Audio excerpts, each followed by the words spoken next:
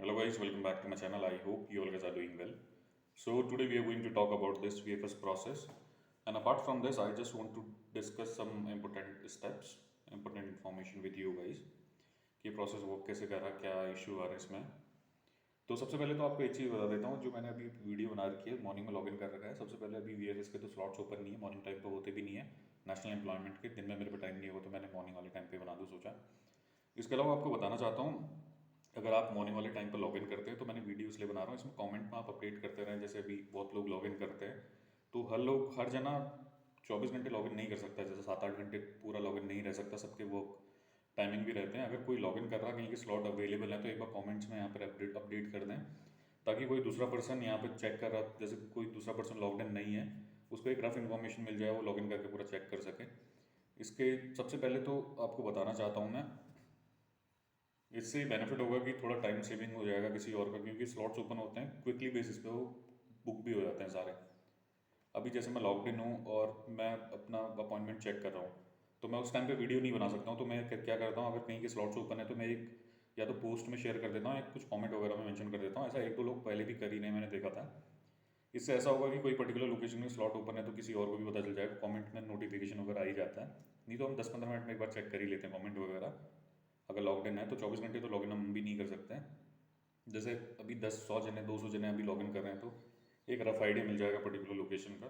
कोई same zone के हैं तो अपडेट कर सकते हैं। इसके अलावा आपको बताना चाहता हूँ, जो भी इन्फॉर्मेशन मैंने आपसे शेयर करी अभी तक का, तो मेरे को सारी इन्फॉर्मेशन मेरे को इंटरनेशनल रिक्रूटमेंट एजेंट शेयर करते हैं वहाँ से, जहाँ से मैंने अपनी फाइलिंग लगा रखी है। तो वही लोग हेल्प कर देते हैं, वहाँ का पे रेट क्या चल रहा, प्रोसेस कैसे वर्क कर रहा हो, सारा उसके बारे में बताते हैं। इसके अलावा जो भी मैंने आपको इन्फॉर्मेशन प्रोवाइड की है, एप्लीकेशन फॉर्म आप खुद फिल करें, किसी एजेंट के चक्कर में ना पड़े। कोई बड़ा प्रोसेस नहीं है, कोई 10th पास है, अगर खाली कोई 10th पास भी है, 12th पास भी है, एप्लीकेशन फिल कर सकते हैं। इतना कोई लेंदी प्रोसेस नहीं है, और ऐसा कुछ है नहीं कि कोई इसको फिल नहीं कर सकता। नॉर्मल इन्फॉर्मेशन है, खाली टिक मार्क करना है, अपनी इन्फॉर्मेशन फिल करनी है। इसके अलावा कुछ भी नहीं है इस प्रोसेस में। इस प्रोसेस में यही क्या, एक एप्लीकेशन फॉर्म फिल करना है, उसका मैंने वीडियो बना के आप फिल कर सकते हैं। इसके अलावा क्या है, कवर लेटर के, आपको कवर लेटर रेज्यूमे के, आपको जो कंसल्टेंट है, एजेंट लोग 5-5 हज़ार रुपये चार्ज करते हैं, मैंने फ्री में आपको बता दिया। उसको वहाँ से पिक करें, अपना एडिटिंग करें और वहाँ शो कर दें, कोई इशू नहीं है। इसके अलावा जस्टिफिकेशन लेटर था नहीं यहाँ पे, जस्टिफिकेशन लेटर के भी लोग बहुत चार्ज कर लेते थे, तो वो भी मैंने आपको ऐसे ही प्रोवाइड कर दिया है, ताकि किसी और को प्रॉब्लम फेस ना हो। कोई नया फाइलिंग करता है तो उसको किसी एजेंट के थ्रू ना जाना पड़े, 20-30 हज़ार रुपये किसी को पे करने की कोई ज़रूरत नहीं है। तो मेरे को भी प्रॉब्लम फेस हुआ, तो हल्का फुल्का मैंने सैंपल वगैरह लिए अपने रिक्रूटमेंट एजेंट से, तो उसने सैंपल वगैरह भेज दिए थे, तो फिर मैंने खुद ही अपने बेसिस पे प्रिपेयर करा। ऐसा कुछ नहीं है जो प्रोसेस है, इससे टफ प्रोसेस रहते हैं अगर आप कहीं और के लिए अगर फाइलिंग वगैरह करते हैं। इससे पहले मैंने ऑस्ट्रेलिया वगैरह का भी फाइल कर रखा है, तो वो प्रोसेस तो उसके कंपैरिजन में तो बहुत ईजी प्रोसेस है, इसमें कुछ डॉक्यूमेंटेशन रिक्वायर्ड ही नहीं है।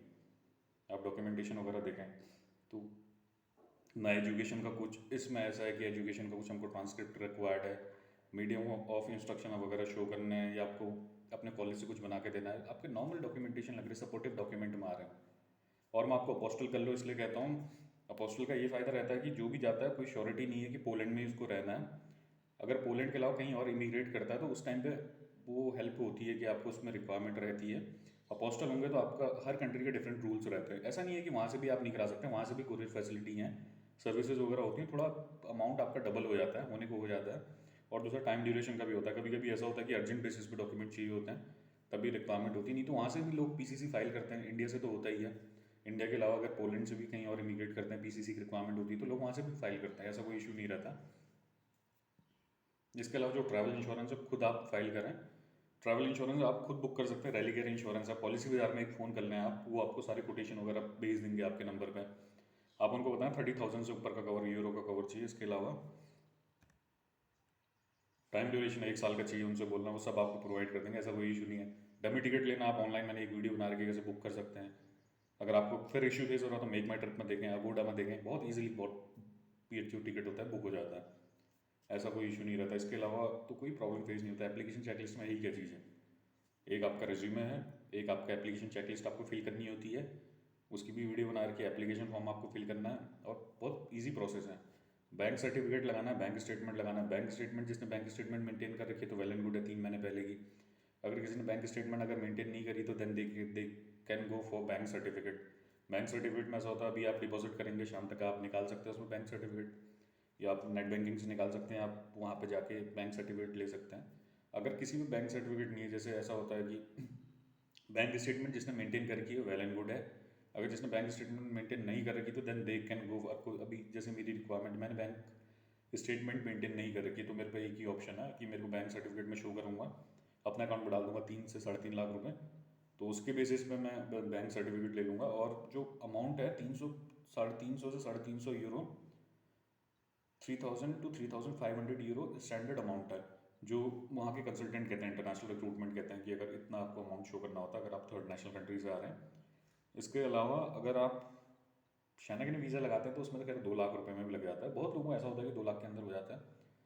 अब जो डॉक्यूमेंटेशन है सपोर्ट, क्योंकि इंडिया से भी ऐसा है, बहुत सीन जो हो रखा है, एप्लीकेंट बहुत ज़्यादा हैं और रिक्वायरमेंट बहुत कम है, तो आपको डॉक्यूमेंटेशन में अपना ध्यान देना होता है। पीसीसी की रिक्वायरमेंट होती है, सपोर्टिव डॉक्यूमेंट की रिक्वायरमेंट होती है।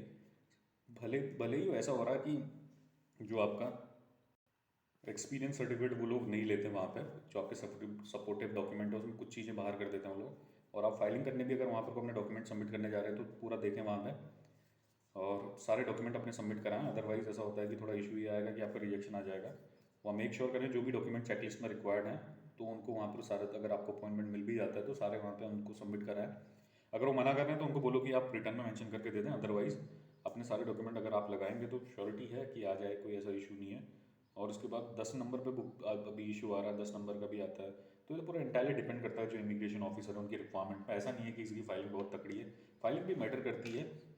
अगर आपने कुछ डॉक्यूमेंट मिस कर दिए तो फिर तो आपका रिजेक्शन होगा ही। अगर आपने सारी फाइलिंग वगैरह प्रॉपर करी है तो उसके बेसिस में भी ऐसा होता है कि डिपेंड करता है कि इमिग्रेशन ऑफिसर पे डिपेंड करता है कि वो आपको प्रोवाइड करना चाहता है नहीं करना चाहता। क्योंकि अभी सारा पूरा जो वीज़ा प्रोसेसिंग हो रही, वीज़ा प्रोसेसिंग रिक्वायरमेंट के बेसिस पे हो रही है। अगर 30-40 बंदे उनको एक महीने में चाहिए तो वो उतना ही भेजेंगे, इसके अलावा नहीं भेजेंगे। ऐसा नहीं है कि हर कंट्री का एक कोटा आता है, उसके बेसिस में जो आपके अपॉइंटमेंट स्लॉट्स ओपन होते हैं और अपॉइंटमेंट बुक हो रहे हैं तो एक कोटा बेसिस पे हो रहा है। ऐसा नहीं है कि अभी नहीं कर रहे हैं वो लोग, अगले महीने कर देंगे कुछ। हम, मेरे पास भी कोई इन्फॉर्मेशन नहीं है इसके रिगार्डिंग और किसी भी एजेंट के पास कोई इन्फॉर्मेशन नहीं है कब अपॉइंटमेंट ओपन होने वाले।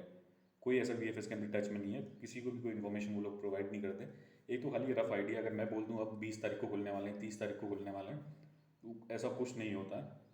इससे पहले भी मैंने जो आपको रफ एस्टिमेट बताया था कि मई वाले टाइम पे ओपन होंगे, क्योंकि 1.5 महीने का टाइम ड्यूरेशन हो गया था तभी उन्होंने अपॉइंटमेंट ओपन नहीं होते। फिर एक टाइम ड्यूरेशन ऐसा आ गया था कि उसके बाद उनको ओपन नहीं करने थे। मई 2 को उन लोगों ने, मई 2 मई को उन लोगों ने अपॉइंटमेंट ओपन करा। 3-4 को साइट पूरी स्लो रही, उसमें कोई बुक नहीं कर पाया। कल परसों में अपॉइंटमेंट ओपन नहीं है, आज का क्या सिनेरियो रहता है इसको हमको भी नहीं पता है। तो इसके बेसिस पे डिपेंड करता है। किसी भी, अगर आप सोच रहे हैं कि एजेंट के थ्रू कराएं तो एजेंट लोग भी सेम प्रोसेस फॉलो कर रहे हैं। अगर उन पर आते हैं अपॉइंटमेंट तो लोग बुक कर देते हैं। ऐसा तो है नहीं कोई एजेंट को आप 20,000-50,000 रुपये दे रहे हो तो वो कहीं अपना में कॉल करके आपका अपॉइंटमेंट बुक कर रहा है। ऐसे तो प्रोसेस वो कर नहीं रहा है, तो वो लोग भी सेम प्रोसेस करते हैं। अब क्या है, मजबूरी का फ़ायदा उठाना वाला बात हो जाती है। अब 857 रुपये का अपॉइंटमेंट है, उसके लोग यहाँ पे चार्ज कर दे रहे हैं कम से कम 30,000-50,000 रुपये, और इसमें भी आपको क्यू में रख रहे हैं। वो लोग भी सेम प्रोसेस आपसे फॉलो कर रहे हैं, कह रहे हैं अपनी डिटेल्स वगैरह शेयर कर दो, जब अपॉइंटमेंट आएंगे वो लोग बुक कर देंगे और उस टाइम पे सारा चार्ज कर देंगे। ऐसे प्रोसेस वर्क करता है।